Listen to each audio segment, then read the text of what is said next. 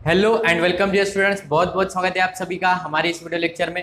बच्चों, previous lecture में हमने हमारा न्यू चैप्टर स्टार्ट किया था, application of definite integration. Okay, उस चैप्टर में हमने एक सिंपल से कर्व देखे थे और कुछ सिंपल से एग्जांपल देखे थे कि उसका एरिया कैसे निकालना है। आज के लेक्चर में हम और भी प्रॉब्लम डिस्कस करने वाले हैं, तो चलिए स्टार्ट करते हैं। ओके, तो हमें एरिया निकालना है। एरिया निकालने के लिए मैं क्या करता हूँ, यहाँ पर एक एक्स एक्सिस ले लेता हूँ। यहाँ पर ये एक्स डैश है, ये वाई है और यहाँ पर वाई डैश है। ओके, और यहाँ पर क्या है, ओरिजिन है। तो एक्स इक्वल्स टू हमें निकालना है, एरिया निकालना है। ओके, तो मान लो कि ये एक कर्व है आपके पास, y equals to F of X, ये एक कर्व है। और दूसरी एक कर्व है, वो कर्व ऐसी है, दूसरी को मैं ब्लू से दर्शाता हूं, that is the y equals to g of x। Okay, so y equals to f of x और y equals to g of x, इसका हमें क्या निकालना है, एरिया निकालना है। ओके, तो एरिया उसी का निकलेगा जो कि बंधा हुआ हो, चारों तरफ से जिसको घेर लिया हो उसका ही हम एरिया निकालेंगे। अरे भाई, एरिया निकाल लोगे तो चारों तरफ की आपको गिनती करनी पड़ेगी, तो एरिया उसका ही निकलेगा जो कि कर्व कैसे हो, क्लोज हो, मतलब चारों तरफ से घेरे हुए हो। ओके, तो इसका एरिया निकालना है तो हमें यहां से निकालना पड़ेगा ये वाली line, that is the x line पे है, तो एक्स इक्वल्स टू ए और ये वाली line X equals to B, X equals to B. Okay, तो हमें क्या करना पड़ेगा, ये वाला एरिया निकालना है, इसको मैं शेडेड रीजन कर दूं, शेडेड रीजन। ओके, ये वाला एरिया निकालना है। ओके, सो आप देख पा रहे हो कि एरिया इक्वल्स टू क्या होता है, integral from A to B, lower limit upper limit, integral from A to B, y into D X, Y into D X, ये इसका एरिया होता है। बट हमें ये वाला पोर्शन निकालना है बच्चों, तो हमें ये पूरा पोर्शन निकालना होगा, उसमें से ये माइनस करना पड़ेगा। ओके, अगर एक एग्जांपल ले लेता हूं, पूरी रोटी है आपके पास, पूरी रोटी है आपके पास। ओके, इतनी इतनी रोटी आपने खाई, इतनी इतनी रोटी आपने खा ली, मम्मी को बिना बताते हुए आपने इतनी रोटी खा ली। ओके, तो मम्मी को बाद में पता करना होगा कि ये पूरी रोटी कितनी थी, ये पूरी रोटी कितनी थी और आपने कितनी रोटी खाई। मम्मी को छुपके से खाया आपने, मम्मी बाहर चली गई तो आपने रोटी खा ली। ओके, तो ये रोटी आपने कितनी खाई, ये मम्मी कैसे निकालेगी, मम्मी क्या करेगी, ये पूरे की पूरी ये रोटी ले लेगी।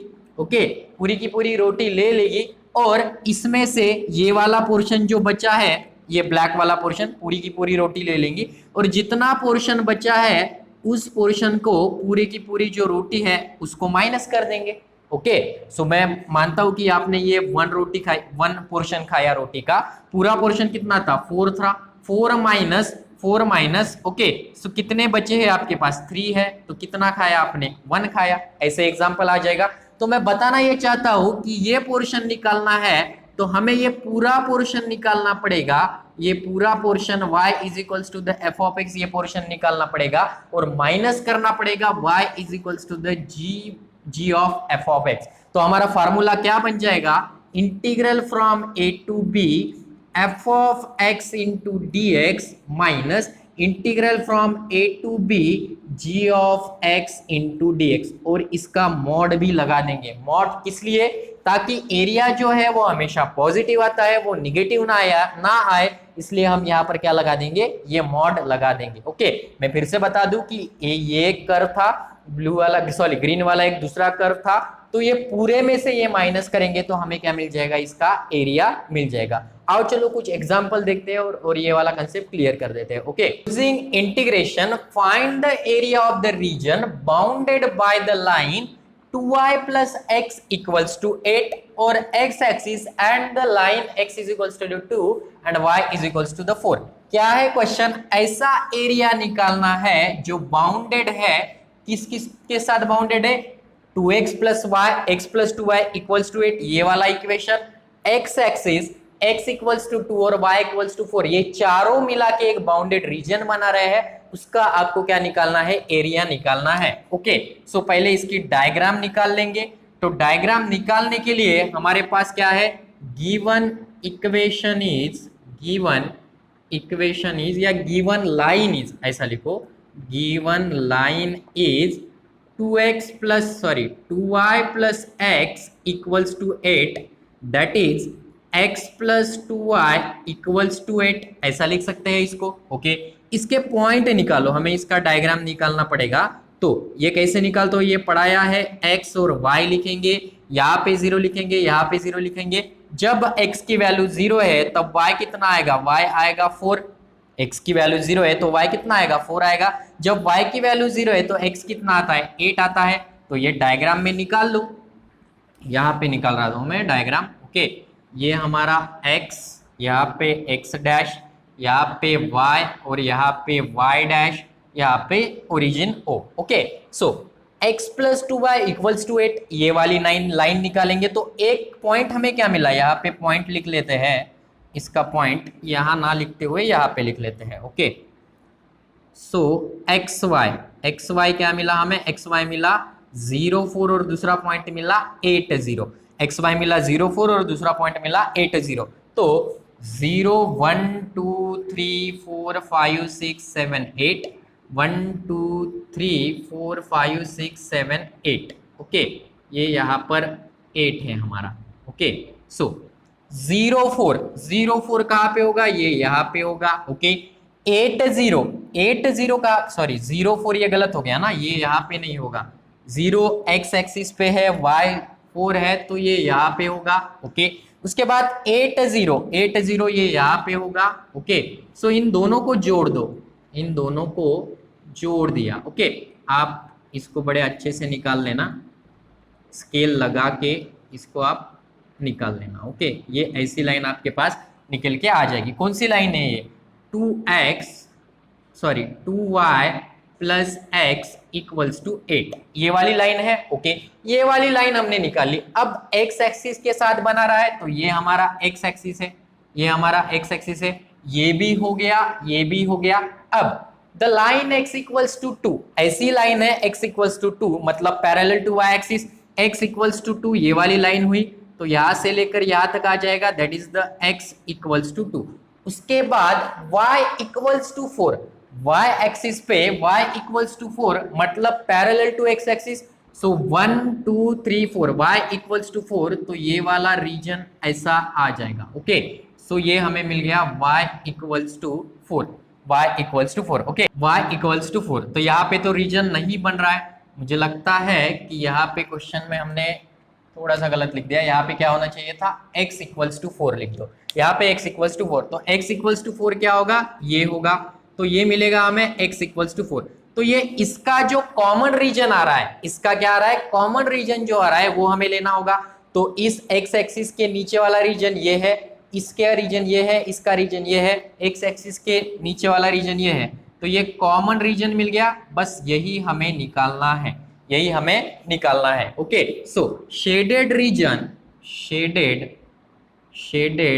Reason is a required, shaded region is a required area, is a required area. Okay, so therefore area is equals to integral from, limit क्या से क्या लिखोगे, 2 से लेकर 4 तक, 2 से लेकर 4 तक y इंटू डी एक्स, 2 से लेकर 4 तक y into D x. Okay, which is equals to 2 to 4। अब y की वैल्यू हमारे पास नहीं है, तो y की वैल्यू यहां से मिलेगी हमें। ओके, इसकी y की वैल्यू यहाँ पे पहले लिख लेना। So 2y equals to 8 minus x हो जाएगा। So y equals to 8 minus x by 2, ये हमें y की वैल्यू मिल जाएगी। ओके, सो y की वैल्यू क्या पुटअप करोगे, 8 minus x by 2 into D x. क्यों हम y की वैल्यू पुटअप करेंगे, क्योंकि यहाँ पे dx है। ओके, सो y की वैल्यू मिल गई, तो ये क्या मिलेगा, 2 to 4 8 by 2 minus x by 2 into D x. Okay, so ये मिलेगा integral from 2 to 4 minus x by 2 into D x. इसका इंटीग्रल कर दो भैया। So integral from 2 to 4 into D x, बीच में minus 2 to 4 x by 2 into D x. Okay, so ये आएगा 4x 2 to 4 माइनस 1/2 बाहर निकालेंगे, 1/2 बाहर आया। सो x का इंटीग्रेशन x² बाई 2 2 to 4, तो ये आएगा 4, 4 माइनस 2, माइनस का 1/4, ओके। यहाँ पे आएगा 4 का स्क्वायर माइनस 2 का स्क्वायर, ओके।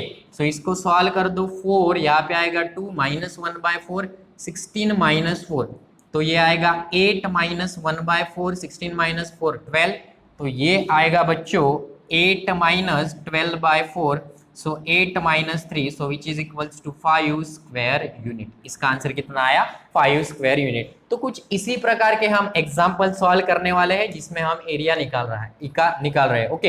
एक बात गौर कर रहे हो कि हम क्या निकाल रहे हैं, अल्टीमेटली एरिया ही निकाल रहे हैं। तो प्रॉब्लम कहाँ पे जाएगा? ये डायग्राम निकालने में। ये कहाँ से आएगा? जब आप ऐसे प्रॉब्लम की प्रैक्टिस करोगे वहां से आएगा, या सिंपल ही है ये सोच के आप आसानी से निकाल सकते हो। आओ चलो नेक्स्ट प्रॉब्लम अभी देख लेते हैं। Find the area of a reason bounded by the parabola y square is equals to the 16x, okay, and the line x is equals to the 4। आपको ऐसा एरिया निकालना है उस रीजन का जो बाउंडेड है किसके साथ? y square equals to 16x, और ये एक लाइन दी है x इक्वल्स टू 4। तो फर्स्ट ऑफ ऑल इसकी डायग्राम निकाल लो। तो ये हमारा यहाँ पर x एक्सिस है, ये y एक्सिस है, ये x डैश है और ये y डैश है, ओके, ये ओरिजिन। अब ये बताओ कि y square equals to 16x कौन से दो एक्सिस कवर करेगा? y स्क्वायर है, इसका मतलब ये y का एक्सिस कवर करेगा, और ये इस तरह से, ये इस तरह से, ये क्या हो गया आपका? ये हो गया y square equals to 16x, y square equals to 16x, okay. तो ये पूरा का पूरा आपका ये पैराबोला ये वाला हो गया, ओके। लाइन क्या दी है? x इक्वल्स टू 4, तो यहाँ पे 0 होगा, 1 होगा, 2 होगा, 3 होगा, 4 होगा। तो x इक्वल्स टू 4, तो ये वाली लाइन हमें ये मिल जाएगी, ऐसी लाइन मिल जाएगी यहाँ पर।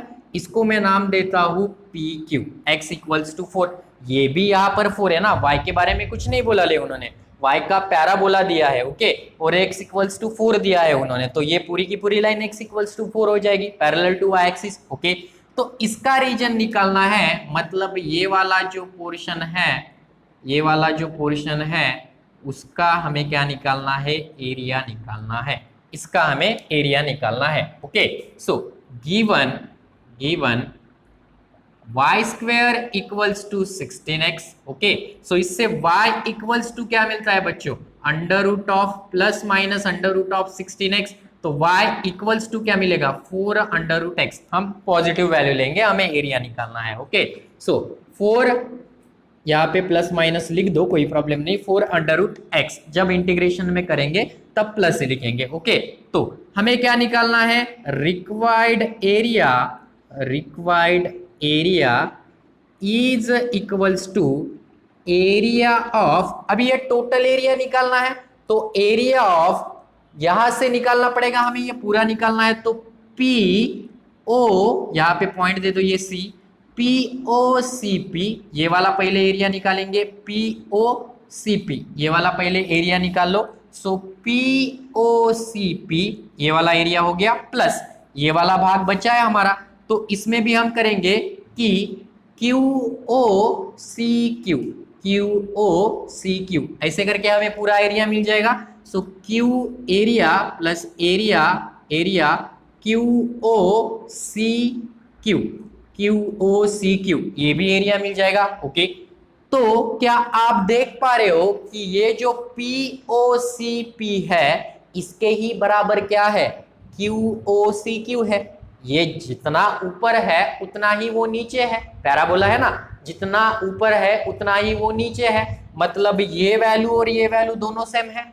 ये वैल्यू, ये एरिया जितना होगा उसका एरिया इतना होगा, तो क्या मैं ऐसा लिख दूं कि 2 times area of POCP, 2 times area of POCP, क्योंकि इसकी वैल्यू तो किसके बराबर है? किसके बराबर है? POCP के बराबर है, area of POCP, okay. So ये मिल गया हमें। तो 2 इंटू इंटीग्रल, लिमिट बताओ भैया, लिमिट क्या होगी? लिमिट क्या होगी? x की लिमिट देखना है, तो देख पा रहे हो कहां से कहां तक जा रहा है? 0 से 4 तक जा रहा है। कहां से कहां तक जा रहा है? 0 से 4 तक जा रहा है। y into D x, so which is equals to 2 into 0 to 4, y की वैल्यू हम प्लस माइनस मिली बट हम प्लस यूज करेंगे, 4 under root x into D x, 4 under root x into D x. Okay, मैं यहाँ पे लिख देता हूँ, यहाँ पे लिख देता हूँ बाकी का, सो विच इज इक्वल्स टू, ये 4 और ये 2 ऑलरेडी है तो 4 इंटू 2 8 आ जाएगा, integral from 0 to 4 under root x into D x. Okay, so 8 0 to 4 under root x को क्या लिख सकते हो, x raise to the power 1/2 into D x, so which is equals to 8 0 to 4, इसका इंटीग्रेशन निकाल लो, अभी कितना आएगा, x raise to the power 3/2 upon 3/2 0 to 4, 3/2 upon 3/2 0 to 4। Okay,